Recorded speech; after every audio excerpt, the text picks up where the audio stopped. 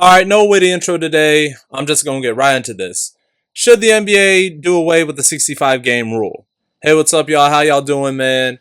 If y'all are new to the channel or you haven't seen this video, or if you happen to see this video on your timeline somewhere, please give me a like and subscribe. I could really use it. Want to get some subscribers rolling in for Series 4 of Season Recap. It's what I do for the playoffs, like just covering a series, a playoff series, I should say, where I just talk about, everything that happened, my viewpoints and all that. I might go a different direction with that, with just film analysis, or I might do like a Zoom podcast, whatever, what have you.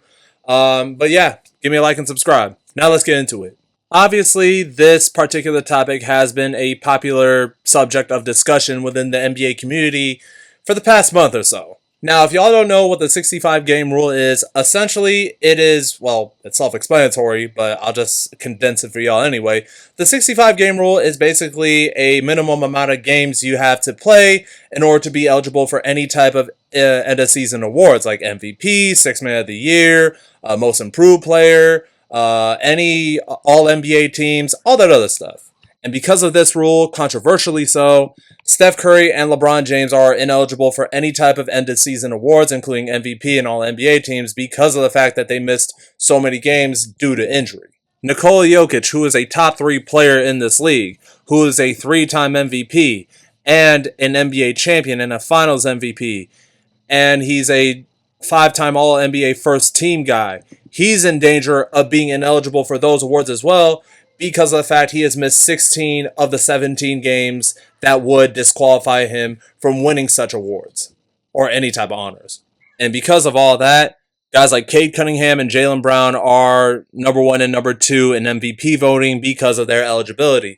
Both Jaylen and Cade have been more than available for their respective teams all year, and they both have led their teams to the 2 best records in the Eastern Conference.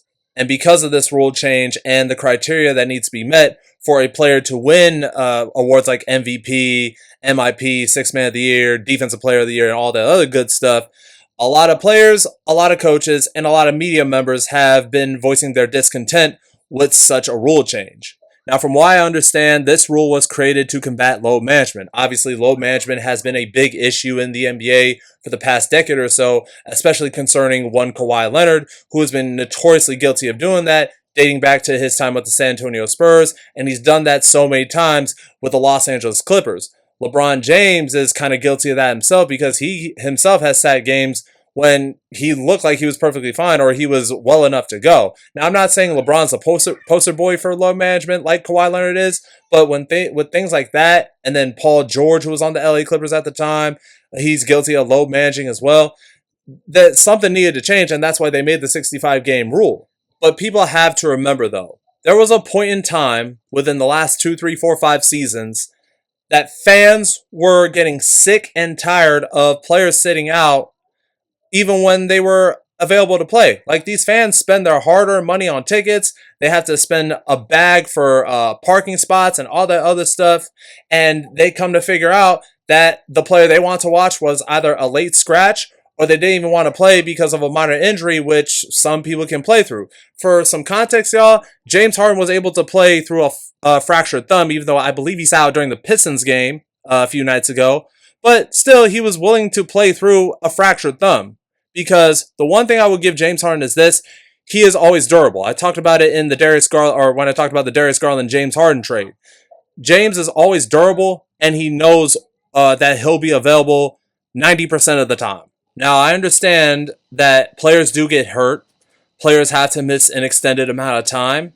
And some players have to have season-ending injuries even in spite of the season they're having and all that other stuff. I get that. And it sucks that they'll be ineligible for those awards, even though, let's say, Nikola Jokic is having a great season. He's in danger of missing a lot of games. Or a guy like Jimmy Butler tore his ACL in January, right? And then you have a guy like Jason Tatum and Tyrese Halliburton who tore their Achilles last playoffs. Tatum might return, but he's going to be ineligible anyway, and Tyrese Halliburton won't be available till the 2026-27 season. Y'all in here need to understand why that rule was created anyway. But even after all that, I can understand why some media members, NBA players, and even NBA coaches have spoken out against this type of rule. Will Hardy of the Utah Jazz actually spoke out about this, and I'm reading this on an article on Sports Illustrated where they cover the Utah Jazz, and Will Hardy said it would appear that it's going to have to be examined. I think the intent of the rule was correct, but there's always going to be extenuating circumstances. Maybe this year is just one of those years where there is a lot of chatter about multiple people not qualifying for some of the big awards. Draymond Green said on his podcast that all of a sudden you start getting guys on the All-NBA team or getting guys winning the MVP that wouldn't necessarily win it if that were not the case. You change the course of NBA history, but you don't go back in the past and change what would have been. Now, I want to read you an article from The Score, albeit it is an opinionated article, but it's still a worthy article that's kind of thought-provoking, and it might spark up some interesting discussions in the comments, and then I'll give y'all my personal perspective on why I think about the 65-game rule. It says right here, NBA's 65-game rule ruined the MVP race. SGA's return saves the NBA from embarrassment. Many fans lauded the NBA's decision to establish a 65-game minimum for major award eligibility in 2023, but the move was an overreaction to a genuine issue. Cracking down on teams that rest star players unnecessarily is one thing, but tying award eligibility to an arbitrary number of games played was always a disaster waiting to happen.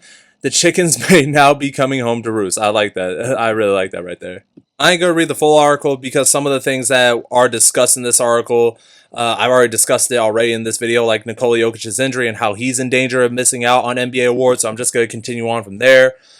Meanwhile, reigning MVP Shai Gilgeous-Alexander, SGA, is set to return from an abdominal injury that has sidelined him for Oklahoma City's last 9 contests. Obviously, this was written before SGA returned to the court against the Denver Nuggets on Friday night. Thankfully, SGA still has 6 absences worth of wiggle room to remain eligible, while Spurs phenom Victor Wembanyama is just down to 3 games.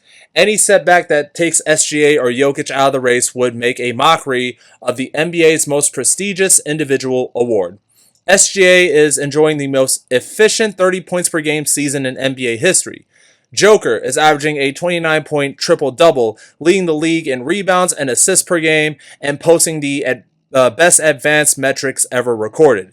As impressive as Pistons star Cade Cunningham's season has been for league leading Detroit, he is not on the same planet as Joker or SGA. Cade winning the award by default would be a farce. Perhaps the only thing more ludicrous would be the exclusion of players like Joker, Shai, Wemby, and Luka Doncic, who is on pace for precisely 65 games played from this year's All-NBA teams. If a player's performance is so special that he still deserves to be in the running for major awards despite missing a quarter of the season, then so be it. Let the voting body make that determination, especially when legitimate injuries are involved. The league already entrusts media members to vote on awards that could have massive financial implications for both players and teams. Let those same voters use their judgment rather than eliminating players prematurely. History tells us that common sense would prevail, as the only MVP winner to play less than 79% of his team's games, which is what the 65-game cutoff represents, was Bill Walton in the 1977 and 1978 season. Preventing Joker and Shai from competing for the same award nearly half a century later would be a disservice to the NBA and not a win for star availability. The league might as well carve an asterisk in the Michael Jordan trophy. Now, what do I think of that? I do respect where this dude is coming from when he wrote this article. And I can absolutely understand the perspectives of a lot of people who share the same thing that this guy wrote in his article on The Score. However, I have to disagree because I do not think it will be a farce if guys like Cade or Jaylen Brown win the MVP trophy, because let's keep it a buck, y'all. I understand OKC has the best record in the West, but at the same time, Cade, and obviously you can also credit JB Bickerstaff, and then you add guys like Duncan Robinson and Tobias Harris, and then Jalen Duren coming into his own, being a first-time All-Star this year, and all that other stuff, I get that. But with what Cade is doing with the Pistons, you cannot lie. That is MVP, how do you say? That is MVP worthy. You know what I'm saying? And then what Jaylen Brown is able to do without a guy like Jason Tatum, because people got to remember, yes, Jason Tatum is the best player on the Boston Celtics. I believe so. Even though there are a lot of Tatum haters out there that don't think that, I personally think that, right? Jaylen Brown's the Finals MVP for a reason. And that team is just really well-rounded. And the front office for the Celtics, they know what they're doing.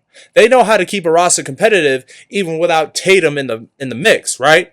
But what Jaylen Brown is doing too is as special as what SGA and Joker are doing for their respective teams. You know what I'm saying? So I do not think it is a farce. And I don't think it is not a win for player availability if those guys win it. Because what have we always said in not only basketball, but in modern society in general? The best ability is availability. Now, as much as I love someone like Hoops for Hotties, she is a content creator on Instagram who talks about the NBA. I love her content, and she has extensive knowledge of the game. This is not a shot at her. But when people like her and other fans are saying that, yo, we should just shorten the amount of games, number one, that costs so much revenue and a lot of money for the players. But at the same time, what is the point of having a 65-game rule, right? Because you can't have your cake and eat it too at the end of the day. This is on the fans as well, fans like myself. Yes, we hate that players are sitting out because of freaking low management. We hate that. But minimizing the games is not going to do much because players can still get hurt. Now what? Do you want to shorten the season to 50 games? Do you just want like a 17-game season like the NFL? Like, I don't know, man. I don't understand, like, because it's just like sometimes NBA fans just want their cake and eat it too, right? They want players to be available, but at the same time, they want to shorten the season, which I feel like is only going to add to the problem because shortening the season does not guarantee players not getting hurt. You also have to look at the pace of play. I've discussed this so many times when talking about the Pacers. I discussed this so many times on my series recap vids last year that it has nothing to do with the amount of games played. It's because the relentless pace in play is putting more wear and tear on the bodies that these players don't even really practice a half-court game. That was a problem with the Houston Rockets last year, and it's sort of a problem this year, even though they have one of the best half-court scorers in Kevin Durant. And people gotta realize, this is an era where it's supposed to be better than the 80s, 90s, and the early 2000s. Now, we can't say it's the best era, and yet try to shorten the amount of games, because if this is the best era where everything's advanced, players are faster, medicine's is advanced as well, why the hell should we shorten the season, bro? That makes no sense. We can't say this is the best era of basketball, yet suppress that era of basketball by, condensing the amount, or not condensing, by shortening the season. How is that making things any better, right? Let's look at the MLB, for example. The season is 162 games. Shout out my Dodgers. I might make a video talking about the Dodgers ring night, and I will talk about the MLB on NBC's presentation. Stay tuned for that. I could do a video on that. I may not, but stay tuned either way. But when it comes to the MLB, players get hurt all the time, even though MLB is a non-contact sport. Last year, Oswaldo Cabrera of the New York Yankees messed up his ankle when trying to slide to home plate. Griffin Canning of the Mets tore his Achilles like 4 days after Tyrese Halliburton tore his Achilles in the NBA Finals, right? So by that logic, we should shorten the season because there's a pitch clock. Players are getting hurt. We should just shorten the season to 100 games or make MLB players play an 82-game season like the NBA, just so we could risk the injuries and we can have more players eligible for awards. That is a load of crap, man. Like, again, I understand why people feel like the 65-game rule in the NBA is unnecessary. I understand that. But at the same time, we have to realize that maybe fans also contributed to this rule because we were so sick and tired of players load managing. I feel like us as NBA fans have to look at ourselves in this instance. And maybe the league should probably tweak that rule. Sure. Maybe have it, instead of being 65 games, have it be 72 games, or not 72 games, have it be 60 games, or where, like, you know what I'm saying? Like, you can miss 22 games. Maybe 65 games is too short, because you could play 60 games, and in all those 60 games, the team is better with you on the floor, whatever. Yes, there could be a tweak to that rule, but I personally think that the NBA should not do away with the 65-game rule, because think about it. The best ability is availability. And Cade and Jaylen have been more available than Joker and Giannis and Shea and Wemby, even though Wemby deserves MVP. I don't think that the rule the rule should be tweaked, sure, but the NBA should just not abandon it in its entirety, because there is some good intent on this rule, like Will Hardy said. I know my take on it is going to be controversial, but I want to know y'all thoughts in here. Do you guys agree with the 65 game rule?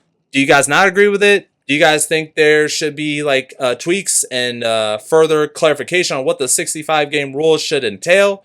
Or do you guys think they should do away with the rule entirely? Whatever y'all thoughts are, please let me know in the comments below. I just wanted to get on here and make this quick video because it has been a hot topic for the past month and a half. And me being an NBA content creator, I felt like I needed to speak my piece on it. But yeah, more videos on the way soon. We are getting into the home stretch of the season. I cannot wait to do series recap and cover the NBA playoffs once more. But yeah, man, stay tuned. That's the end of this video. I'm X. Deuces.